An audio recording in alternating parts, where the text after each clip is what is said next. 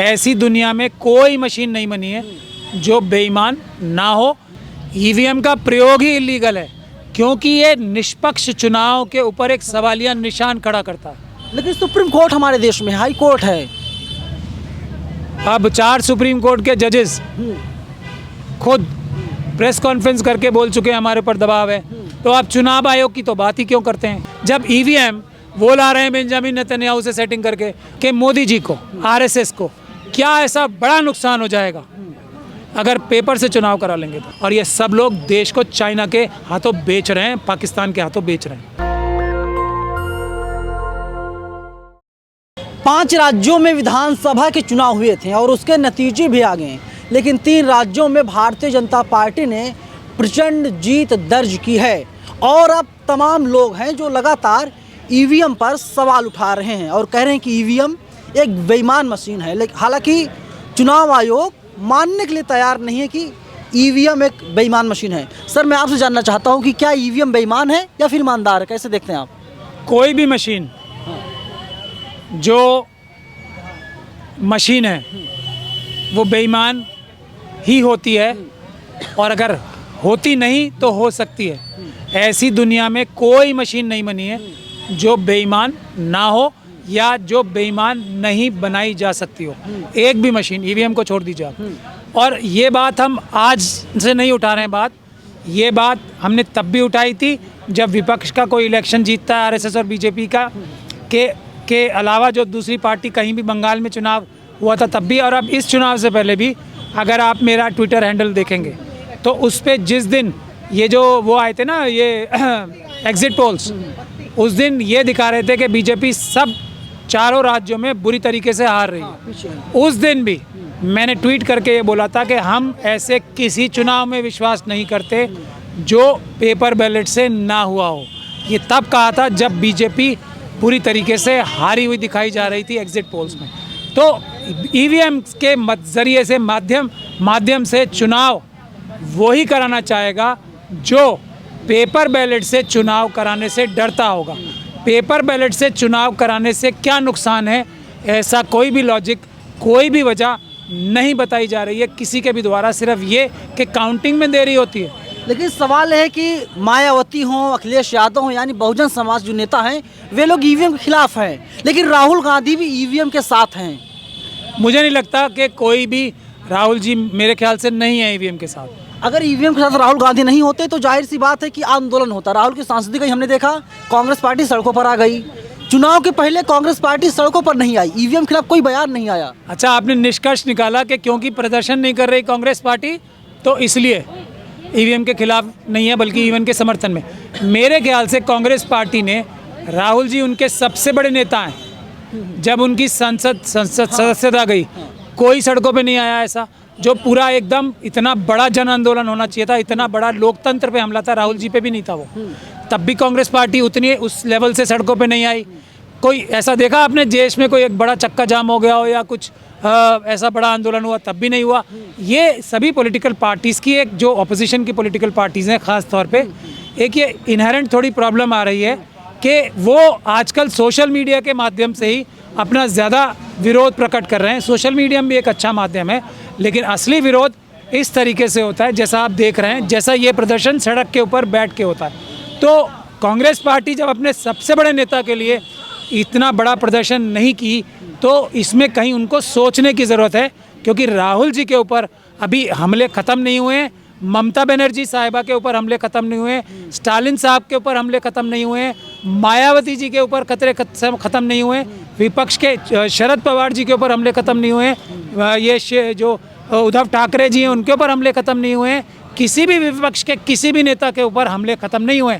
लेकिन असली जो देखा जाए सड़क पे उतना बड़ा आंदोलन नहीं हो रहा है। ये विपक्ष की एक बड़ी कमज़ोरी है, वो सोशल मीडिया के माध्यम से ही अपना विरोध प्रकट कर रहे हैं। ये एक बहुत बड़ी कमी है और बीजेपी और आरएसएस के जीतने की एक बड़ी वजहों में से ये भी एक वजह है। फिर तो मान लिया जाए अगले कुछ दशकों तक, कुछ सालों तक बीजेपी सत्ता पर रहेगी, क्योंकि जब कोई आंदोलन करेगा नहीं, कुछ होगा नहीं, सड़कें सूनी रहेंगी, तो संसद भी में बात नहीं उठेगी सबकी। तो मान लिया जाए बीजेपी कुछ सालों तक अब सरकार में रहेगी, क्योंकि इलेक्शन कमीशन उसके साथ है।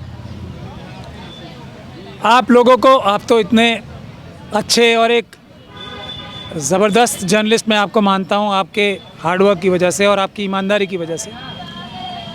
आप ये बात कहें तो थोड़ा मुझे दुख हो रहा है कि तब तो आपको क्या लग रहा है कि ये विपक्ष की पॉलिटिकल पार्टीज़ की वजह से विपक्ष को इतने वोट मिल रहे हैं आजकल। आप लोगों को देश के जो बहुजन समाज के लोग हैं सड़कों पे बैठे हुए नज़र नहीं आ रहे हैं? किस जगह नज़र नहीं आ रहे हैं? हर जगह। अभी उत्तर प्रदेश में ही ले लीजिए आप, अभी कितने जन आंदोलन करके लोग इसलिए जेलों में ठूसे गए थे कि वो शेड्यूल कास्ट कम्युनिटी की जो ज़मीनें थी जो उनको 80 के दशक में अलॉट हुई थी वो वापस मांग रहे थे। किस बेरहमी से लोगों के घरों पे बुलडोज़र चलाए जा रहे हैं, किस बेरहमी से लोगों को शेड्यूल कास्ट, शेड्यूल ट्राइब और माइनॉरिटीज़ के लोगों को पेशाब पिलाए जा रहे हैं। ये क्यों हो रहा है कि आम जनता आंदोलन कर रही है बीजेपी के खिलाफ, जो है पूरे देश के SC ST OBC और माइनॉरिटीज़ के लोग हैं, उसकी वजह से विपक्ष को इतनी ताकत मिल रही है। तो ये कहना तब तो मेरे ख्याल से गलत बात थी, क्योंकि देश की जनता जो देश की मालिक है, ख़ास तौर पे SC ST OBC और माइनॉरिटीज़ के लोग, वो RSS और बीजेपी को रोक रहे हैं और आगे और भी ज़्यादा मजबूती से रोकेंगे। हम लोग क्योंकि चुनाव नहीं लड़ते, इसका ये मतलब नहीं है कि हम लोग चुनाव में हमारा कोई रोल नहीं है। हम ही लोगों का रोल है जो सड़कों पर लड़ रहे हैं। आम नागरिक, सिविल सोसाइटी के लोग, पॉलिटिकल पार्टीज से हट के जो लोग सड़कों पे लड़ रहे हैं, उन्हीं का नतीजा है कि आज जो पॉलिटिकल पार्टीज़ हैं वो ज़्यादातर सोशल मीडिया के माध्यम से, टेलीविज़न के माध्यम से जो अपना विरोध प्रकट कर रहे हैं, फिर भी उनके इतने अच्छे रिजल्ट्स आ रहे हैं। तो वो इसी वजह से है क्योंकि जनता देश की जो है वो विरोध कर रही है RSS का, वो बीजेपी का विरोध कर रही है। बीजेपी के एक नए नवेले विधायक बने हैं, नाम है बाल मुकुंद आचार्य। आचार्य जी कहते हैं कि जो दुकानें हैं नॉनवेज की, मीट की, चिकन की, उसको बंद कर दो। अगर बंद नहीं करते तो मैं शाम को आऊँगा, रिपोर्ट लूँगा, और जब विधायक जी रिपोर्ट लेने जाएंगे तो क्या होगा?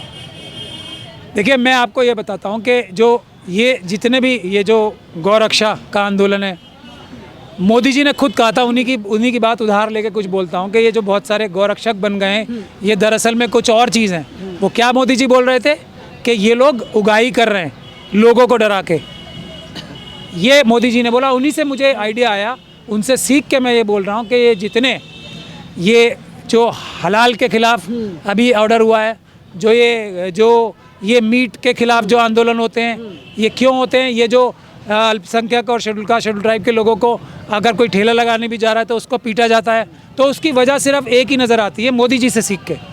उसी से अंदाज़ा लगा रहा हूँ कि आर्म ट्विस्ट करके इन लोगों को ब्लैकमेल करके, एक्सटॉर्शन मनी जो हफ्ता वसूली का काम होता है ना, इसी चीज़ में तो RSS और बीजेपी के लोग माहिर हैं। क्या किसी और दूसरी जगह मीट बनना बंद हो गया? हाँ, ये है कि RSS के, बजरंग दल और इस टाइप के जो इनसे एफिलिएटेड वर्कर्स हैं, वो जाके इस प्रकार के उनके ऊपर आरोप ज़रूर लगते हैं कि वो बोलते हैं कि हमें हफ्ता दो फिर ये बेचोगे तुम। तो ये हफ्ता वसूली का धंधा है। तो इस पर भी देखा जाएगा कि उनकी कॉन्स्टिट्यूंसी में क्या सड़कों पे मीट बनना बंद हो गया। अगर नहीं हुआ तो आप समझ लें फिर कि उसका मतलब सिर्फ एक ही है, विधायक जी शायद कहीं पे निगाहें, कहीं पे निशाना रखते हैं, वो भी कुछ उगाई के धंधे तलाश करते ना। संस्कारी पार्टी के लोग हैं, उन लोगों से उम्मीद नहीं की जा सकती, ना ही कल्पना किया जा सकता है। तो फिर तो आप भारत के संविधान में विश्वास नहीं रखते अगर आप ऐसा स्टेटमेंट, ये आप संस्कारी पार्टी बीजेपी कहती है, बहुत संस्कारी पार्टी है, संस्कार बड़े अच्छे हैं उन लोगों के। नहीं, अच्छे और बुरे का अलग बात है, संस्कारी ज़रूर हो सकते हैं, लेकिन उनके संस्कार क्या हैं वो हम लोग बताते रहते हैं समय समय पर, अब भी बता देंगे। उनके संस्कार हैं DRDO में जो भी RSS के कार्यकर्ता जो पकड़े गए थे, DRDO के जो राज हैं, APJ अब्दुल कलाम साहब ने जो अपनी खून पसीने की कमाई की थी, मोहब्बत में थे। नहीं, मैं वही तो कह रहा हूँ, वो किस चीज़ की मोहब्बत में थे। देखिए, ये भी एक बड़ी चाल होती है, वो मोहब्बत में बता के अपना जुर्म कम कर रहे हैं। वो मोहब्बत में थे पैसे की, ये तो उनको डिफेंड करने के लिए जो पुलिस एजेंसीज होती हैं, ये उनका अपराध कम करने के लिए, वो ये नहीं बताएंगे कि वो अपने मित्र जो हैं RSS के मित्र ISI में जो हैं उनकी मोहब्बत में थे। वो ये बताएंगे कि एक महिला की मोहब्बत में आ गए। महिला की मोहब्बत में कोई देश के राज देता है? नहीं देता ना। मोहब्बत वो पैसे की, मोहब्बत वो उनका जो इंटरनल है, प्यार और जंग में सब कुछ जायज़ है। मैं भी तो यही कह रहा हूँ। तो उनका प्यार पैसे के लिए है, पैसे कमाने के लिए। मोदी जी फ़ोन करने के इल्ज़ाम लेते रहे अपने ऊपर, श्रीलंका में फ़ोन किया, ऑस्ट्रेलिया में फ़ोन किया, बेंजामिन नेतन्याहू साहब को फ़ोन किया ताकि अडानी जी को पोर्ट मिल सके, हाइफा पोर्ट। और यहाँ श्रीलंका में पोर्ट मिल सके।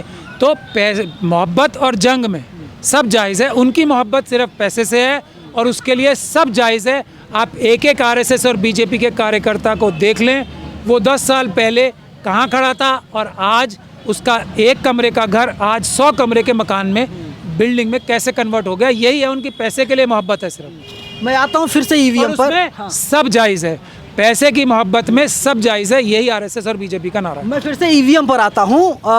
देखिए, ईवीएम जो है कि ईवीएम को लेकर के जिस तरीके से खामोशी है, क्या लगता है सड़कों पर बड़ा आंदोलन होना चाहिए? और आप सुप्रीम कोर्ट के तो बड़े वकील हैं, क्या कोई रास्ता है, कोई कानून है कि ईवीएम को पूरी तरीके से बैन कर दिया जाए, करवा दिया जाए? ईवीएम खुद ही अपने आप में इलीगल है ना, मैं यही तो बता रहा हूँ आपको। ईवीएम का प्रयोग ही इलीगल है क्योंकि ये निष्पक्ष चुनाव के ऊपर एक सवालिया निशान खड़ा करता है। लेकिन सुप्रीम कोर्ट हमारे देश में, हाई कोर्ट है। अब 4 सुप्रीम कोर्ट के जजेस खुद प्रेस कॉन्फ्रेंस करके बोल चुके हैं हमारे ऊपर दबाव है। तो आप चुनाव आयोग की तो बात ही क्यों करते हैं? सुप्रीम कोर्ट से ज़्यादा तो शक्तिशाली संगठन नहीं है ना, इंस्टीट्यूशन नहीं है चुनाव आयोग।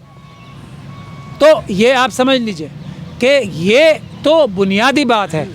इस देश की कौन सा संस्थान ऐसा है जो अभी दबाव में नहीं है?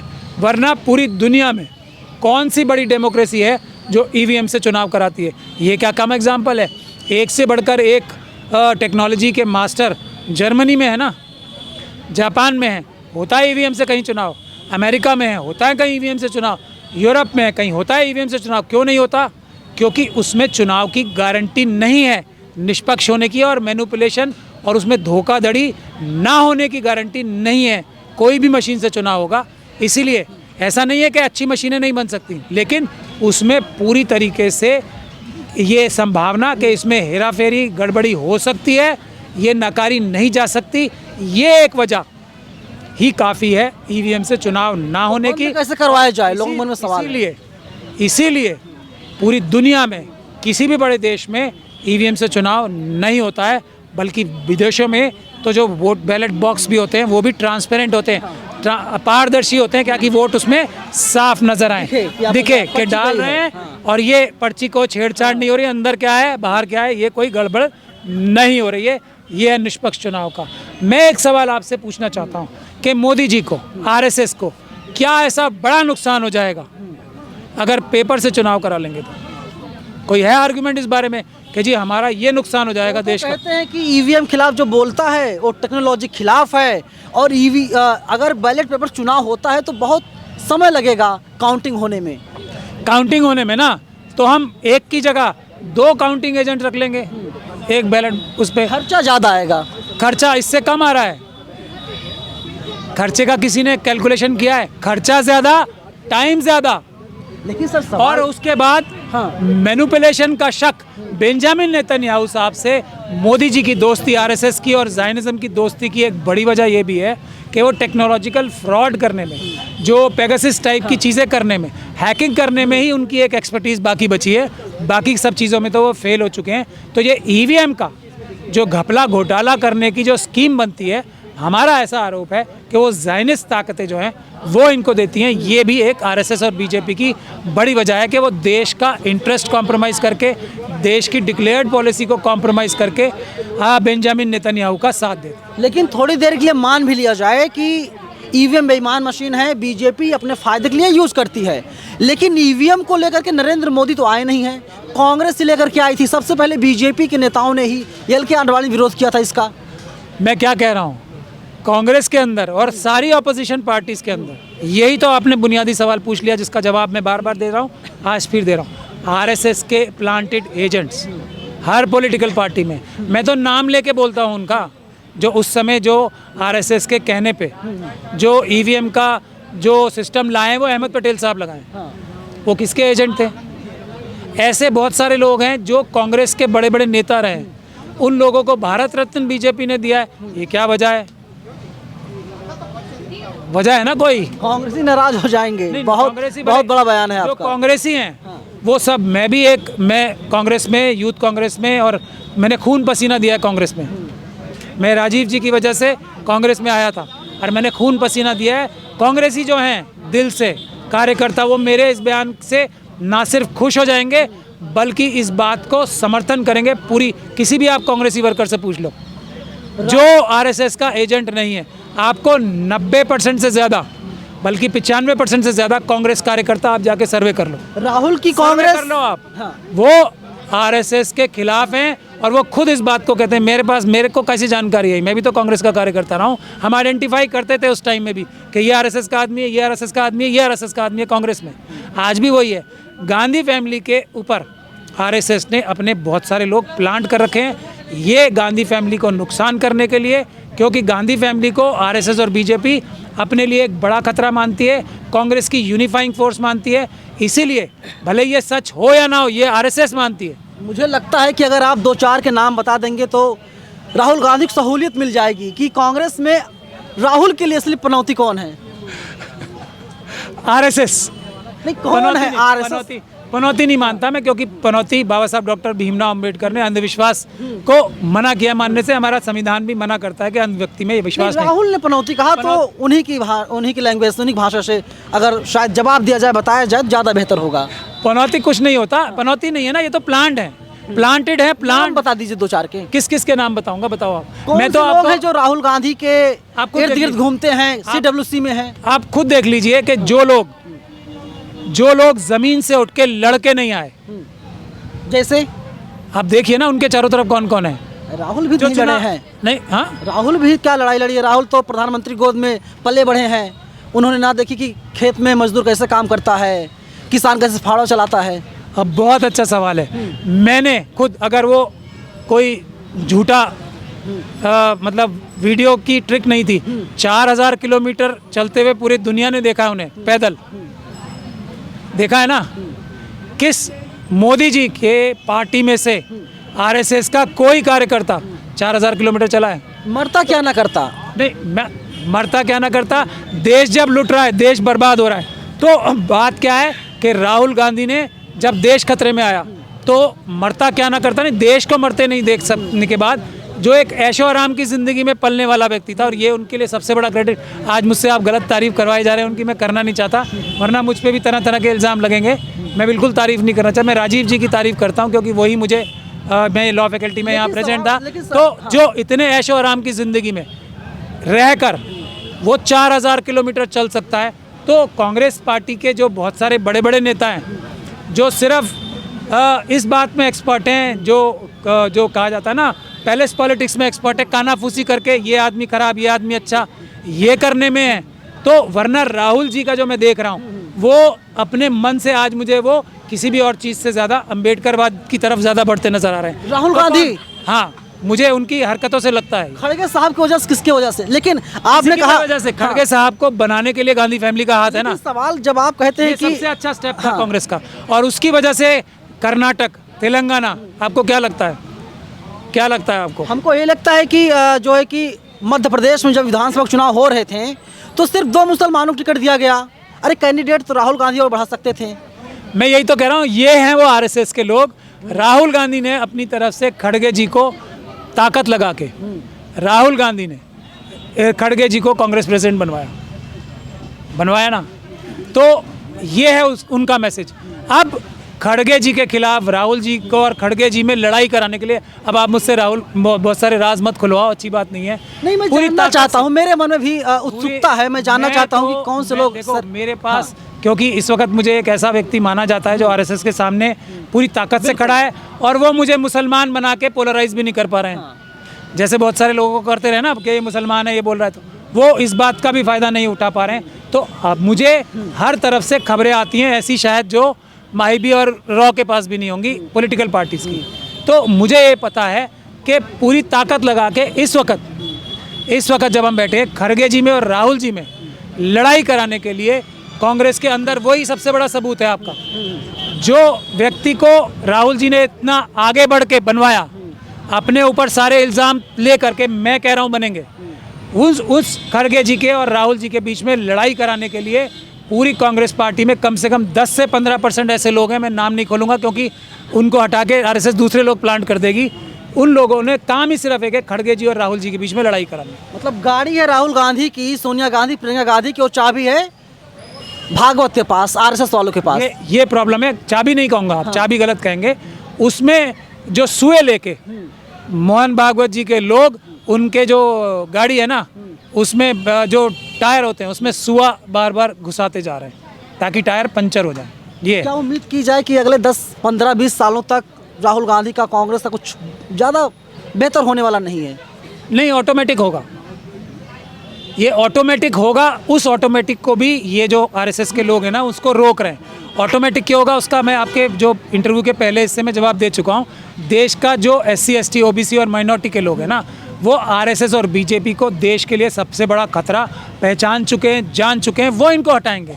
ये 20 से 25% जो EVM से वोट ले रहे हैं ना, उसको भी हरा कर हम SC ST OBC माइनॉरिटी के लोग इनको हटाएंगे, चाहे कोई भी आए, और इनको नहीं आने देंगे। तो इस सूरत में कांग्रेस पार्टी को ऑटोमेटिकली, क्योंकि वो एक नेशनल पार्टी है, इसलिए भी उनकी जान के दुश्मन है इस वक्त, क्योंकि वो नेशनल लेकिन तमाम फुटप्रिंट रखने वाली पार्टी है, तो उसको सबसे ज़्यादा फायदा इन आंदोलनों का होगा ही। मेरा आखिरी सवाल है, तमाम लोग मन में सवाल है और लोग पूछते भी मुझसे हैं कि हरी हरी घास है और नरेंद्र मोदी की जो पार्टी है, जो उसका रंग है भगवा, तो हरी हरी घास में भगवा रंग के सांप है, और कांग्रेस पार्टी जो है हरी हरी घास में हरे रंग की सांप, तो भगवा रंग जो है वो बेहतर है हरे रंग की सांप से? सांपों के लिए पूछ रहे हैं या घास के लिए? एग्जाम्पल मैं दे रहा हूँ कि पहचान नहीं पाते मुसलमानों के पक्ष में कौन खड़ा है, मोदी खड़े हैं, राहुल गांधी खड़े हैं।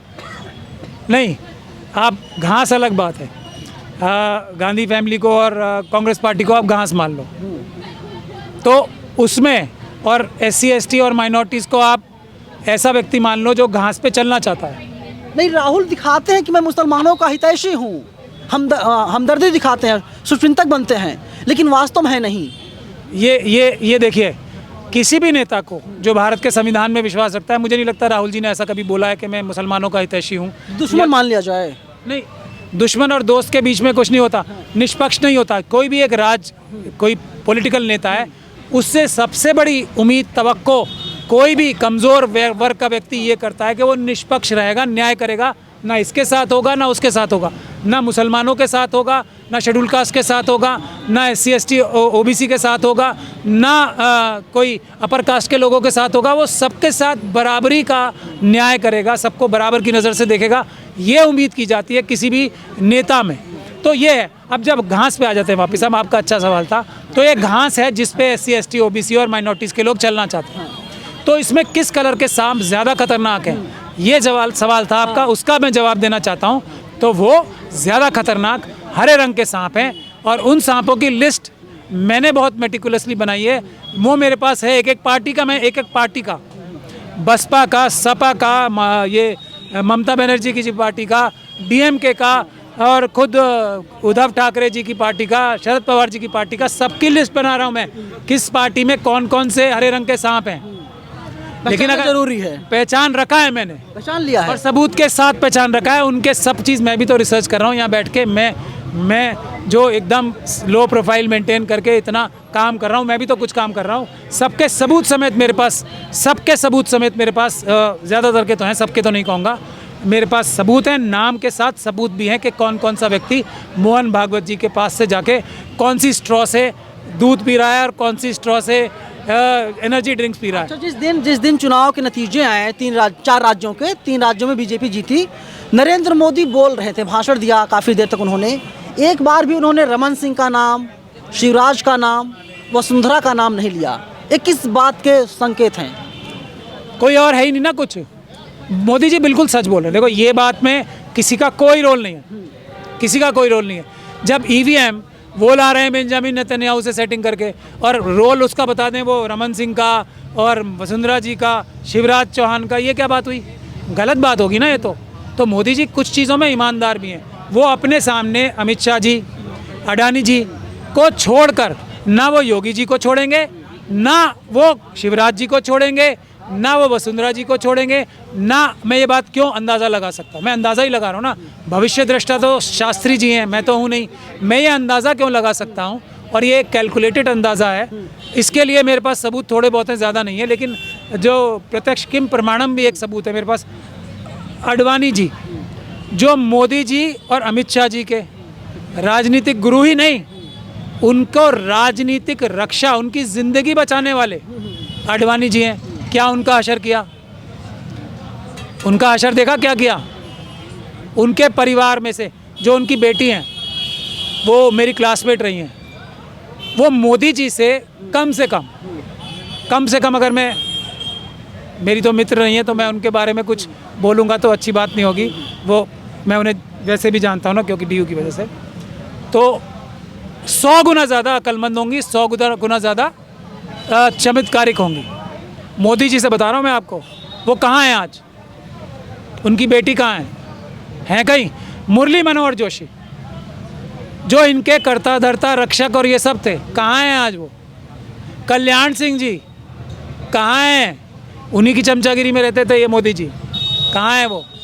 कहाँ हैं वो जोशी जी जिनकी सीडी एक लीक हो गई, कहाँ हैं वो? विनय कटियार एक वक्त था, विनय कटियार होते थे, उमा भारती हुआ करती थी। नहीं, मैं ये सब मोदी जी के राजनीतिक गुरुओं और मोदी जी को ऐसे अपने हाथ से खाना खिलाने वाले लोगों का बात बता रहा हूँ आपको। वो कहाँ हैं आज सब? इसलिए बता रहा हूँ कि मोदी जी इतने ज़्यादा न्यूट्रल आदमी हैं, अपना पराया कुछ नहीं देखेंगे, सबका इलाज करेंगे। इसीलिए मैं आडवाणी जी का, मुरली मनोहर जोशी जी का, इन सब लोगों का एग्जाम्पल दे रहा हूँ जो मोदी जी को, जो मोदी जी कुछ भी नहीं थे बीजेपी में, उनको पाल पोस के बड़ा करके, वाजपेयी जी से लड़ाई करके 2002 के दंगों के बाद वाजपेयी जी हटा रहे थे। आडवाणी जी ने कहा नहीं, दुनिया इधर की उधर हो जाए, मैं मोदी को नहीं हटने दूंगा। आज आडवाणी जी कहाँ बैठे हैं? ये इनका चाल चरित्र और चेहरा है इन दोनों का, और इनके अहमद पटेल, नरेंद्र मोदी और अमित शाह और अडानी, ये 4 लोगों की चौकड़ी है। अब एक शायद चले गए दुनिया से ऊपर, तो उनके बारे में कहने की कोई ज़रूरत नहीं है, लेकिन ये 4 लोगों ने पिछले 20 साल से देश की राजनीति को आयरन ग्रिप से पकड़ रखा है, अपने अलावा किसी को नहीं छोड़ेंगे। गुजरात से बाहर राजनीति नहीं जाएगी देश की। मनुवादी मानसिकता के गुजराती, आरएसएस के टच वाले गुजराती बिजनेसमैन के अलावा, गुजरात में तो एक से बढ़कर एक शरीफ लोग, एससी, एसटी, ओबीसी और माइनॉरिटीज़ के लोग रहते हैं। आरएसएस के टच वाले मनुवादी मानसिकता के गुजराती बिजनेसमैन के अलावा किसी के हाथ राजनीति नहीं जाएगी, और ये सब लोग देश को चाइना के हाथों बेच रहे हैं, पाकिस्तान के हाथों बेच रहे हैं। चलिए, बात बहुत लंबी चौड़ी हो गई, ख़त्म करते हैं यहीं पर। आप लोग अपनी राय कमेंट बॉक्स में हमें ज़रूर बताइएगा। कैमरा पर्सन बॉबी के साथ में नवीन पनंदन, नेशनल दस्तक, दिल्ली। नेशनल दस्तक की आपसे गुजारिश है कि अगर इसको बचाना चाहते हैं तो नेशनल दस्तक को सब्सक्राइब करने के लिए रेड कलर के सब्सक्राइब बटन को दबाएं, फिर बेल आइकन की घंटी दबाएं। नेशनल दस्तक को बचाने के लिए बहुत ज़रूरी है कि हर खबर को शेयर करें, लाइक करें, कमेंट जरूर करें।